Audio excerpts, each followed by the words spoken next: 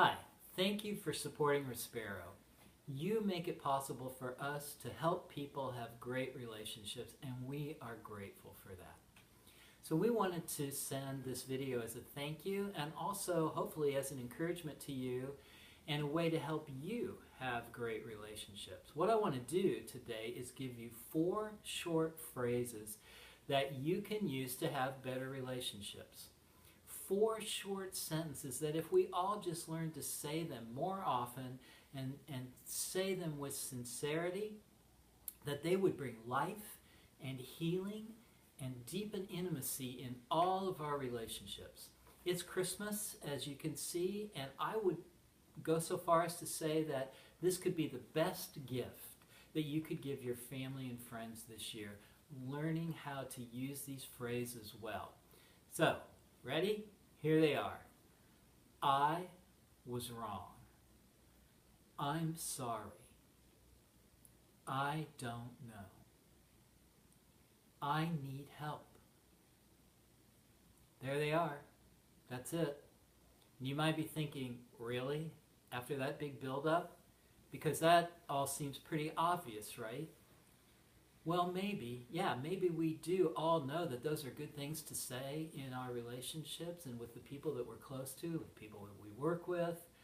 But we don't do it very often. Not many people use these words well. And these are words of life. They are powerful. But they're also challenging. It's hard to say these things because it requires courage and humility and security. As a matter of fact, I would go so far as to say that only healthy people are really free to say these things often and with sincerity. But wow, when we are able to say them, other people are drawn to us. Other people want to know us. If I'm able to admit that I'm wrong, if I'm able to admit that I need help, if I'm able to say that I was wrong and I'm sorry, what that means is that I know that I'm imperfect and vulnerable. And I'm willing to be seen as someone who's imperfect and vulnerable. And that actually is great for relationships. That's what makes people like us, and it makes for great relationships. Think about it. I was wrong. We all know people. Everybody knows at least one person in their life who will never admit they're wrong, who always has to be right, who always has to have the last word on something. And you're not drawn to that person. They're hard to be around. They're hard to like. But the person who can freely say, you know, I was wrong.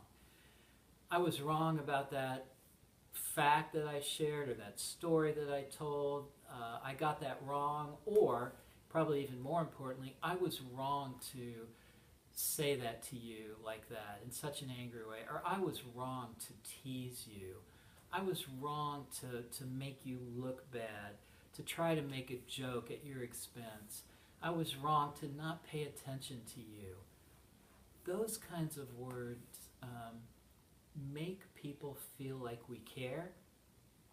And then, when that's coupled with saying, I'm sorry, that's really powerful, because to say I'm sorry with conviction and sincerity, people know that we mean it, and that what we're saying is, I regret it. I regret that I hurt you. I know that what I did was wrong and it hurt you, and I'm sorry, and implied in that is I won't keep doing it. I'll figure out why I did it and I'll stop. I'll really work at this. And that makes relationships possible to go forward. That makes reconciliation and healing and joy possible. Because if we don't say those things, or if we only say them once in a great while, then people feel like they can't be free around us, and they can never make a mistake around us. So we want to be able to do that well. Say, I was wrong and I'm sorry. And then also, I don't know. We tell kids when they're young, don't be a know-it-all, And yet, as adults, we act like we have to be the expert, that somehow we have to have all the answers. Wouldn't it be refreshing to hear a politician or somebody in spiritual leadership or our boss or our spouse just say, you know, I don't know. I don't know how to do that. I don't know the answer to that. I'll try and find out, but I don't know. To just admit it and not try to bluster through and act like they really do know something that they don't. To be able to say, I just don't know how to do that or what the answer is. I don't know how to comfort you or how to help or how to encourage, but I want to. That's so refreshing and important. And then also to be able to say, I need help. This is a big one. Men struggle with this, but also women. People who are codependent have a hard time asking for help, admitting that they need help, and receiving help. Just being able to say thank you when somebody helps you. Being able to just say thank you and leave it at that, not like, oh, now I'm obligated to do something nice for them or to help them also. To just know that everybody needs help. Everybody's going to be in a position in their life where, like the story in the Bible where there's a paralyzed man and he has friends that take him on a stretcher to Jesus for healing. That sometimes I'm the person on that stretcher. And I have to acknowledge that, or I won't get the help and the healing that I need. So many times we're too prone to just want to like roll off that stretcher and say, nope, I'm okay, I don't need help. I struggle with that. I'd rather muddle through something that take 5 times longer than admit I need help. And I'm not proud of that. I need to work on that and grow in that.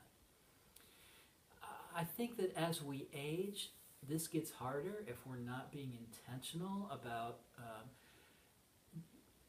working on this and recognizing that we are dependent and we need help and even asking for help.